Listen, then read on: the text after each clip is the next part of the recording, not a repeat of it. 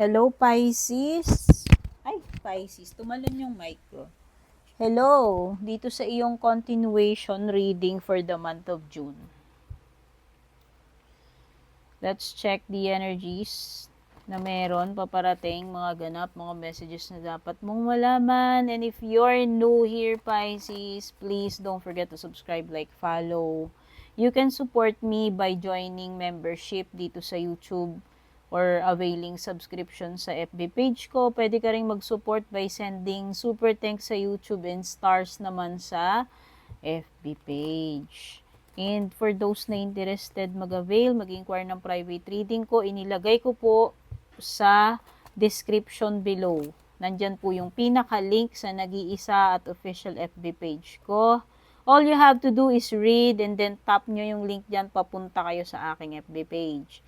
Meron pong mga fake na gumagaya sa page ko doon, mga nagpapanggap na ako. Make sure na yung legit page ko yung pina-follow ninyo. Ang palatandaan ng mga fake, i-add friend kayo. Sila yung mauunang mag-chat, mag-message sa inyo. Never ko pong ginawa yun at never kong gagawin. Okay? At kung makaka-relate man kayo, magugustuhan nyo tong reading, pa-share na rin, pa-comment, pa-like.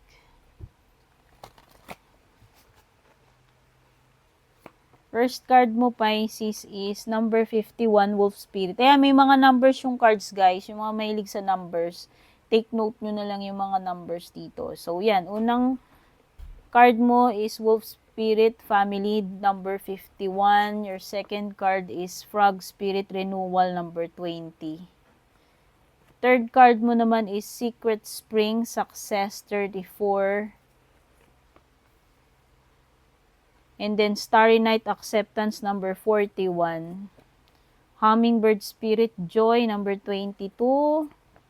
And Dragonfly Spirit Change, which is number 12. Kung hindi nyo na-catch, pwede nyo namang i-utilize yung mga buttons dyan sa screen like pause or rewind. Okay? Huwag nyo akong sisihin. Kung hindi nyo nakuha yung numbers, pwede nyo namang i-rewind dyan. Pakinabangan nyo yung mga nandyan. Okay? Okay. So, okay, may mga family matters, Pisces. Siguro itong priority mo this month or may mga importanteng ganap, concern regarding your family, a loved one, no? Kung sino mang family member yan, siguro mas pagtutuunan mo ng oras mo, attention mo, itong mga family matters na ito. Aasikasuhin mo yung pamilya mo or may mga bagay, importanteng bagay na gagawin with family members. No? Pwedeng may reunion or other events, other activities.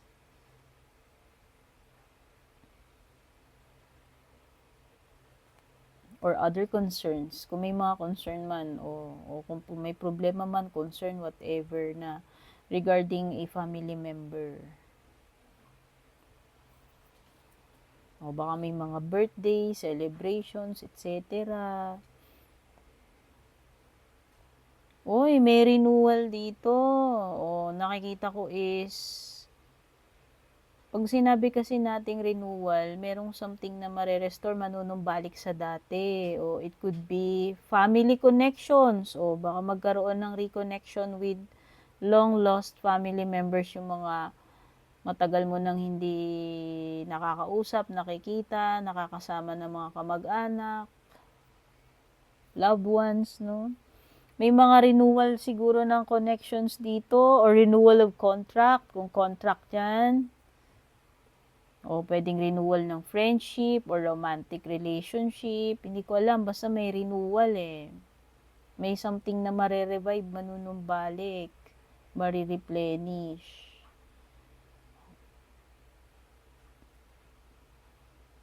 Pwede rin namang may kinalaman sa'yo yung renewal na yan.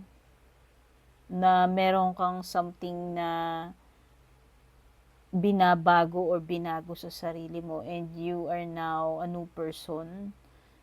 O pwedeng pagbabagong buhay, parang nire-reinvent mo yung sarili mo, di ba? Meron something dyan, may element na something na tinransform mo yung sarili mo eh.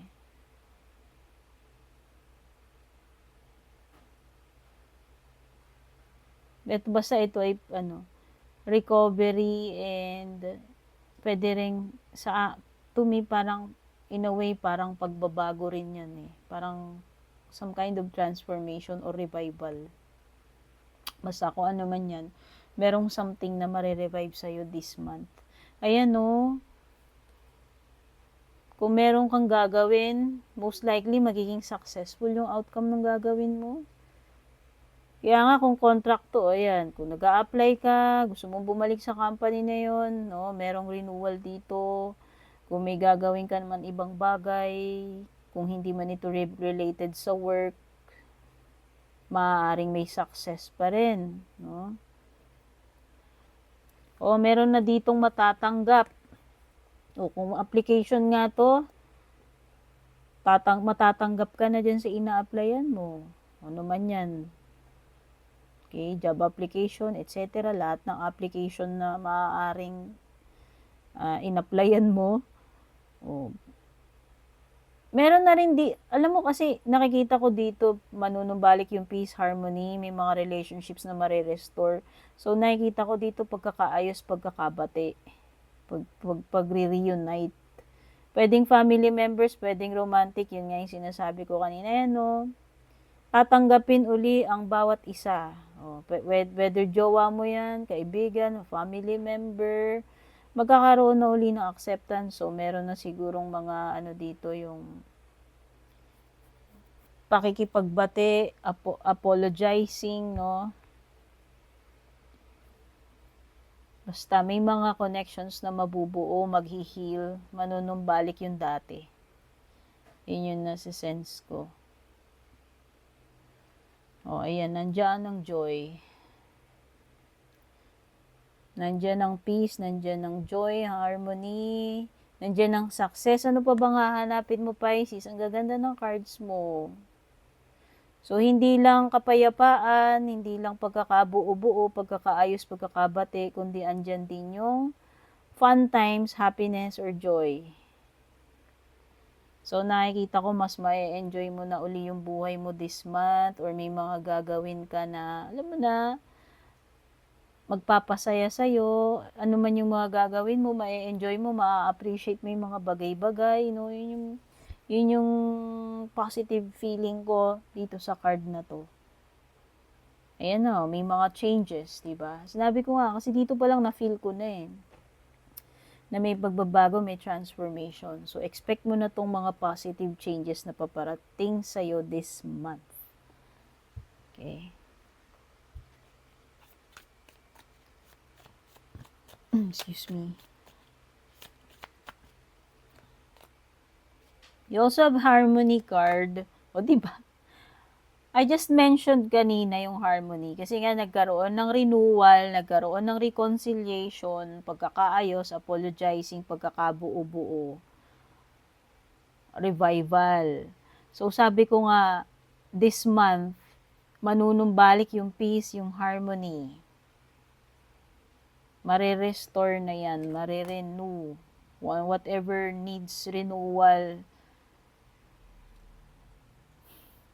Signs na meron dito sa cards. First 3 signs, there's Libra, Virgo, or Gemini. Okay. Something related sa health. Pisces. It could be healing. Kasi,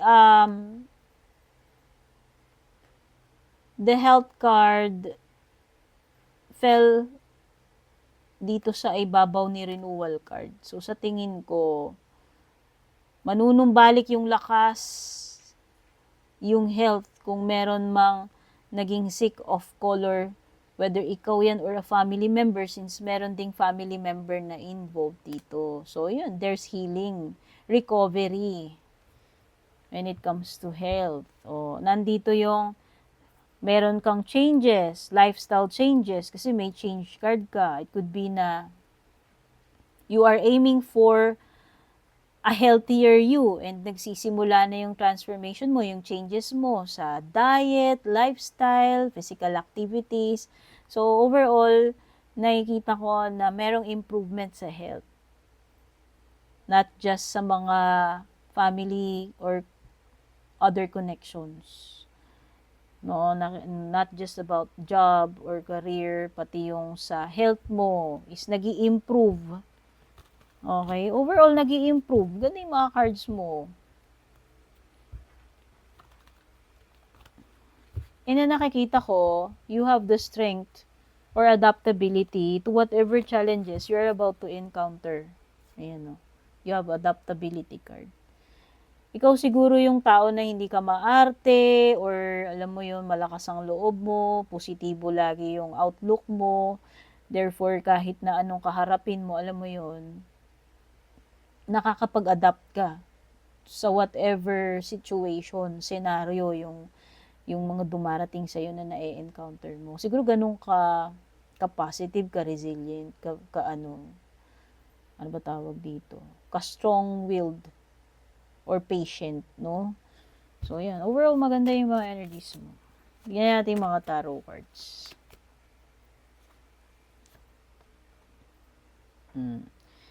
Yung period ng pag-overthink, worry, stress, anxiety will soon come to an end. And itong month na to, ano na yan, maglalaho na yung mga yan. Kung before, palagi kang walang puyat, hindi ko alam kung dahil ba yan sa trabaho, night shift, or kung meron ka mang mga pinoproblema, no? Either, yun, sabi ko nga huhupa na yun nalilesen na, and eventually, mag-e-end din yung mga yan. May lumitaw na ganitong card, the Devil card, Capricorn energy, or takpan natin yung boldy. Wait lang, ano ba pwede ko itakip dito? Kuha tayong takip, ayun. Kasi nga baka yung boldy. Yan. Nako. The Devil card is about obsession. It could be na magkakaroon ka na naman ba ng bagong obsession, bagong bad habit, or may mga kasama ka na naman ba dyan bad influence. Pero if I will relate this Devil card dito sa Nine of Swords reversed, it could be a sign na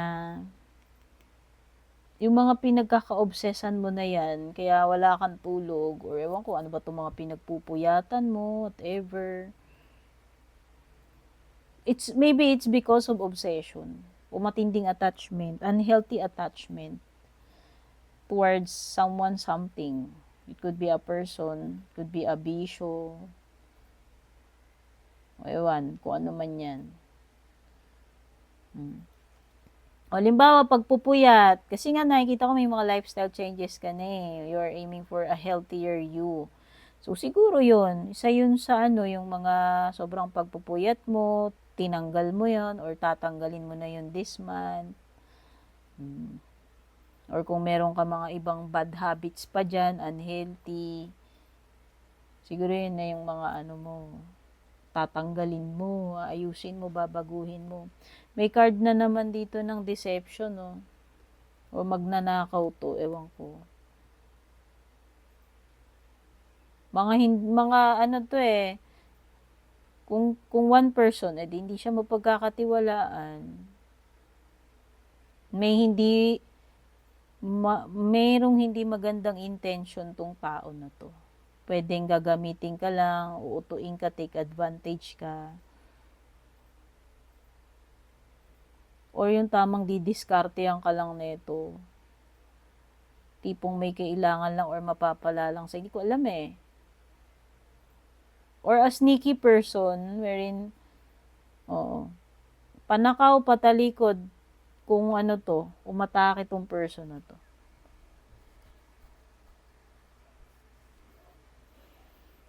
Beware, kasi merong trickery or deceptive energy.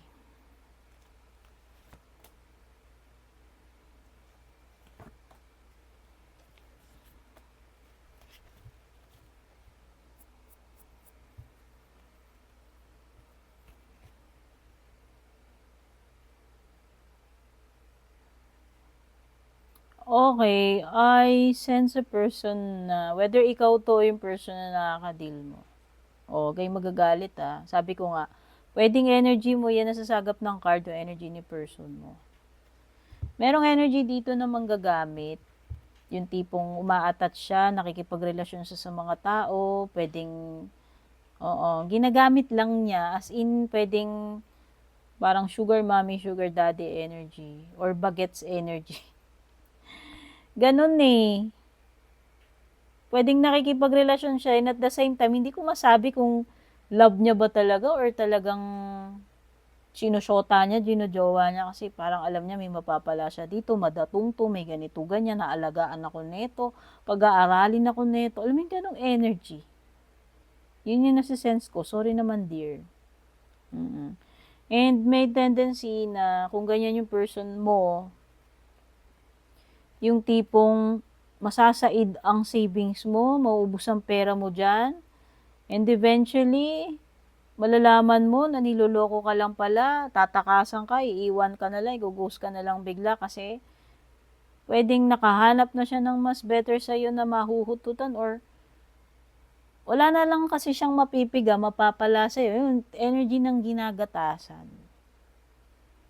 Or worst, kinukupitan pa, ninanakawan pa. At may ginagawa pang kalokohan in the background. Okay?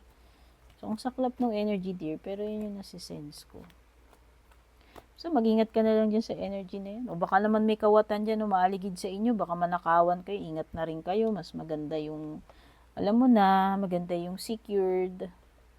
Maingat, vigilant.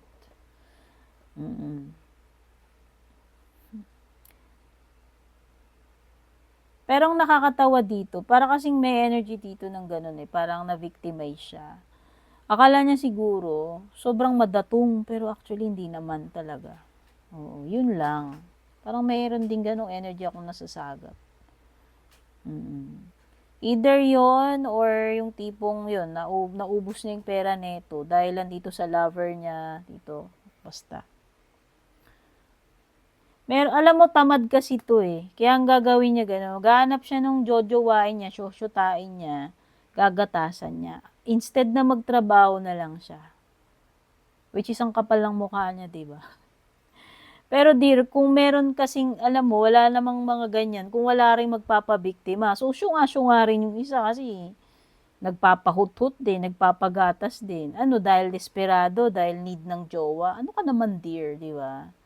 So, bahala na kayo. Kung nakaka-relate kayo, then para sa inyo. Kung hindi, then hindi para sa inyo yan. Yun lang naman yung na-detect ko dyan. Okay.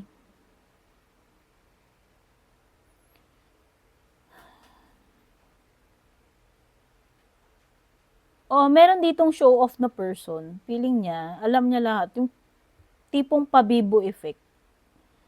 Pabibo effect. Parang yabang-yabang, ingay-ingay, ang dal-dal-dal-dal. Kala mo alam niya lahat ng bagay. Ganun siya, medyo may pagkamahangin. Ayan. Pero, sabi nga nila, the empty can rattles the most. Sino yung maingay, yun yung walang laman. O pwedeng, ang yabang-yabang, ingay-ingay, wala namang ibubuga, or wala naman pala talaga siyang alam, hindi man talaga siya magaling, or wala naman pala talagang datong, puro pa forma lang. Alam mo yun, basta, meron ako nasa-sense na ganong energy. Meron ding energy dito ng sneaky, yes. Lakas ng energy ng sneaky person, nag-i-spy. Yes. Spying, sneaking around, kung sino man yan. Merong Libra energy, Virgo energy, Gemini, Earth sign, pwede rin. Kung si Earth sign, si Capricorn. Meron din ako nasa-sense talaga energy, ang tamad. Halos ayaw gumalaw, ayaw kumilos. Pero gusto magkapera agad. Alam mo yun? Pwede ba yun?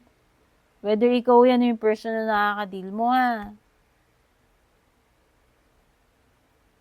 Or merong energy dito ng something na ang bagal-bagal ng progress, ng pag-usad. Nakikita ko this person is persistent naman. Yes, determined naman siya. Mabagal lang talaga. Siguro siya lang talaga yung sigurista, slow but sure yung atake, yung dating niya. Ayaw naman niya sigurong i-force, ayaw niya magmadali, ayaw niya sigurong makipagkarera. O, itong tao na to may sarili siyang ano time frame na sinusundan. And I don't think na, ayun, nonchalant siya, hindi siya nababother kung masyadong mabagal. No? Importante sa kanya nandun siya sa kanyang track, gagawin niya yung gagawin niya. Okay. So, if this is a business, medyo alat, no, mabagal yung progress, pwedeng malugi, pwedeng, alam mo yun, mahirap pa ibalik yung puhunan. Basta parang hindi pa ganun kalakas yung kita Matumal, ayun. The word is matumal. Basta this involves money or career, whatever transaction yun, ang bagal-bagal niya. A person na mabagal kumilos, kung meron mga tao dito na nababagalan kang, ewan ko, nababagalan ka dyan sa person na yan. When it comes to your love life naman, sa bottom ng deck mo, when it comes to your love life naman, you have ascending keys on a ring phoenix. Whoa. So, Pisces, it seems that you have options when it comes to mga kakonect mo. Baka hindi lang isa itong potential na kakonect mo. Hindi ko alam kung ikaw yan ikaw ba tong maraming kinakausap, chinachat, pinuporman, pinagpapakitan, nililigawan, or ewan ko, ine-entertain? So, mukhang marami kang reserba, Pisces. O baka maraming nagkakagusto sa'yo, or ewan ko. Basta the most the safest word to put it is marami kang ine-entertain. Which is magulong energy pa rin. Diba? Or, if that's not your energy, it could be your person's energy. Pwedeng hindi naman ikaw, siya yung maraming kakonek. Ayan may pagka-flirt to Or siguriste, dami niyang reserba, dami niyang kausap, dami niyang ka-date. May mga nakaka one night stand pa to. Naku, whether ikaw yan yung person mo, may pagka-wild, may pagka-ewan ko. Kung ikaw man yan o siya. So, in short, magulong klaseng connection to kasi maraming kakonek May energy ng rekindling dito. Pwedeng ikaw na gusto mong balikan yung person mo o siya yung gustong bumalik sa'yo. Pinag-iisipan kung bibigyan pa ng another chance o whether ikaw yan yung gustong makipagbalikan o siya. Hindi ko sinasabing ikaw agad yung makikipagbalikan or siya agad yung makikipagbalikan. Kasi collective reading to. Kaya ako tinitignan both sides kasi hindi to magre-resonate to all. Basta, there's a new chapter na ako nasisense dito pagdating sa iyong love life at pwedeng ito ay pagbabalikan. Merong renewal na naman, yung renewal card mo dito sa pinakailalim. Sabi ko nga, ang daming possibilities ng renewal. It could be sa health, sa career, sa connections sa family, pero pwede rin sa love kasi lumilitaw dito yung Phoenix card sa love life mo. Okay, meron ditong parang nagbago ng isip, nagtinuna, at ngayon gusto ng reconnection, rekindling, pakikipag-ayos, no? So, whether ikaw yan or yung person mo, new face yan.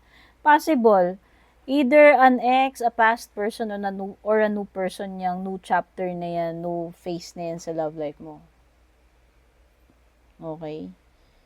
Parang magkakaroon kasi ng bagong chapter dito So, yan yung mga energies na na-pick up ko dito sa continuation reading ng June reading mo, Pisces. Sana makatulong sa iyan. Take care, God bless, babush!